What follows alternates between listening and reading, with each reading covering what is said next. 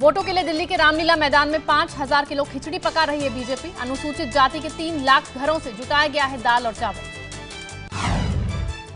अनुसूचित जाति के लोगों को लुभाने की कोशिश में है बीजेपी। इस मौके पर मनोज तिवारी ने कहा है कि बीजेपी को अनुसूचित जाति के लोगों का समर्थन है। 2019 में होगी मोदी की जीत। 5000 किलो की समरसता खिचड़ी में 1000 किलो दाल चावल, 200 किलो घी, 100 लीटर तेल, 300 से 400 किलो सब्जियां, 5000 लीटर पानी और 70 किलो नमक का इस्तेमाल किया गया। नागपुर के शेफ विष्णु मनोहर और उनकी टीम पका रही है समरसता खिचड़ी। खिचड़ी पकाने के लिए 10 फीट के बर्तन का इस्तेमाल किया गया है, जिसका वजन 850 किलो है।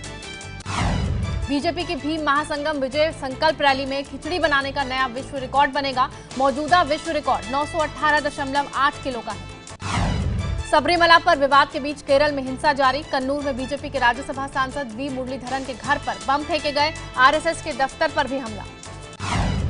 बीजेपी ने राज्यसभा सांसद वी मुरलीधरन के घर और आरएसएस के दफ्तर पर हमले के लिए सीपीएम को ठहराया जिम्मेदार।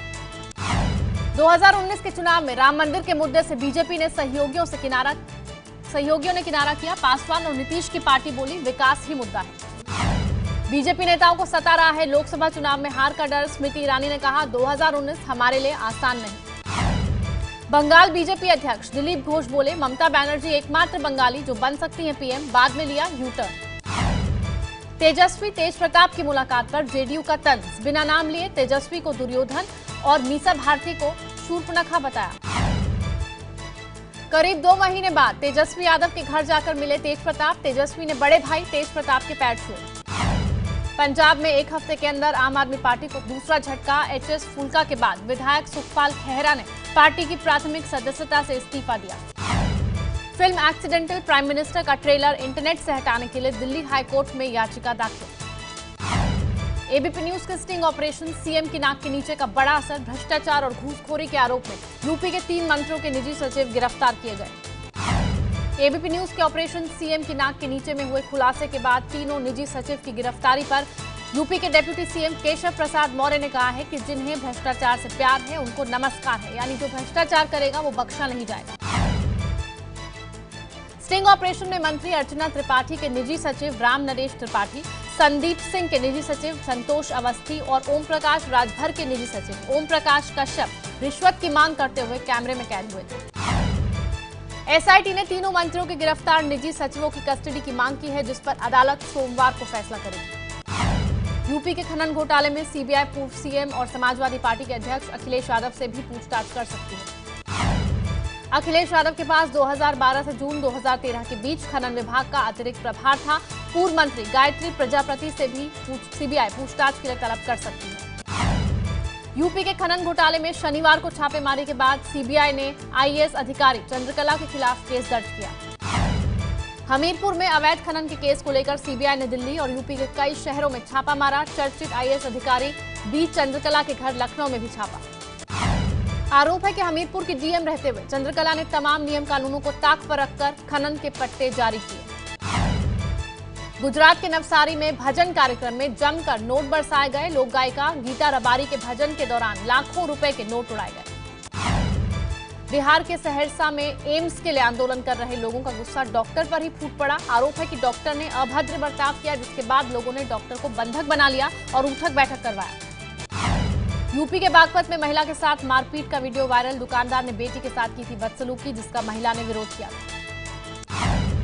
मुंबई के गोरेगांव इलाके में पत्रकार की 7 मंजिला इमारत से गिरकर मौत। आत्महत्या या हादसा, पुलिस जांच में जुटी। बिहार में थम नहीं रही है गोलियों की गूंज। समस्तीपुर में बदमाशों के 2 गुटों में गैंग वॉर, 1 अपराधी की मौत।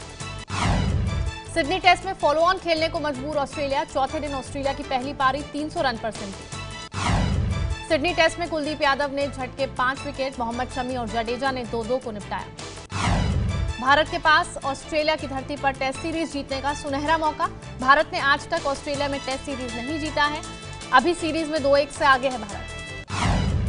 सिडनी टेस्ट में 159 रन की शानदार पारी खेलने वाले ऋषभ पंत के फैन हुए पूर्व ऑस्ट्रेलियाई कप्तान रिकी पॉन्टिंग। कहा पंत दूसरे गिलक्रिस्ट जैसे विकेटकीपर बल्लेबाज। यूएई के 4 शहरों में आज शुरू हो रहा है फुटबॉल का एशियन कप। शाम 7 बजे भारत की टक्कर थाईलैंड से होगी। दिल्ली में कड़ाके की ठंड, सुबह से रुक रुक कर हो रही है बारिश। दिल्ली में बारिश से भले ही ठंड बढ़ गई हो, लेकिन प्रदूषण से राहत मिली है। दिल्ली का न्यूनतम तापमान 8.6 डिग्री रिकॉर्ड किया गया। कश्मीर घाटी में मौसम में सुधार हुआ। पिछले 12 घंटे से श्रीनगर में बर्फ नहीं गिरी, लेकिन उत्तरी और दक्षिण कश्मीर में बर्फबारी जारी है। श्रीनगर से विमान सेवा फिर से बहाल हो गई है। जम्मू श्रीनगर नेशनल हाईवे पर भी एक तरफ से यातायात खोल दिया गया है, लेकिन मुगल रोड, तंगधार और गुरेज घाटी अभी भी कटे हुए हैं। जम्मू कश्मीर के बनिहाल में भी जमकर बर्फबारी हुई है, जिसकी वजह से जवाहर टनल की तरफ जाने वाले रास्ते बंद हो गए हैं। प्रशासन युद्ध स्तर पर सड़क को साफ करने के काम में जुटा है। जम्मू कश्मीर के डोडा में ताजा बर्फबारी से सैलानियों के चेहरे खिले। भद्रवाह घाटी पर हर तरफ बर्फ ही बर्फ दिखाई दी। कटरा में माता वैष्णो देवी जाने के रास्ते बर्फ से सफेद हुए। ठंड की वजह से यहां आने वाले श्रद्धालुओं की संख्या भी घटी। हिमाचल के किन्नौर में मौजूद कल्पा में बर्फ ने मौसम को सर्द किया। पूरी सतलुज घाटी बर्फ से ढकी हुई दिखाई दी। पेड़ों की टहनियों पर भी बर्फ जमी।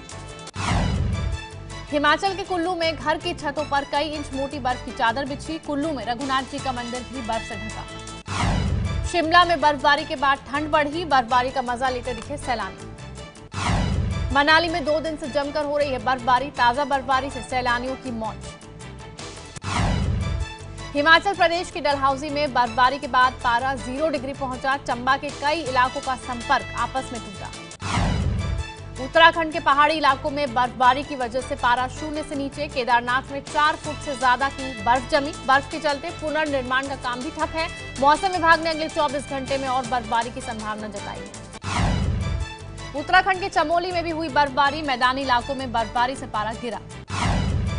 अमेरिका में अगले 1 साल के लिए ठप हो सकता है कामकाज। राष्ट्रपति ट्रंप मेक्सिको सीमा पर दीवार खड़ी करने के लिए लगा सकते हैं आपातकाल। ट्रंप ने कहा है कि अगर मेक्सिको सीमा पर दीवार बनाने के लिए संसद में फंड की मंजूरी नहीं मिलेगी तो अमेरिका में कामकाज बंद कर दीवार का निर्माण करवाया जाएगा। अमेरिका में ट्रंप के अड़ने से बंद है कामकाज। 22 दिसंबर से 8 लाख सरकारी कर्मचारी बिना वेतन के काम कर रहे हैं। ये है एबीपी न्यूज, आपको रखे आगे।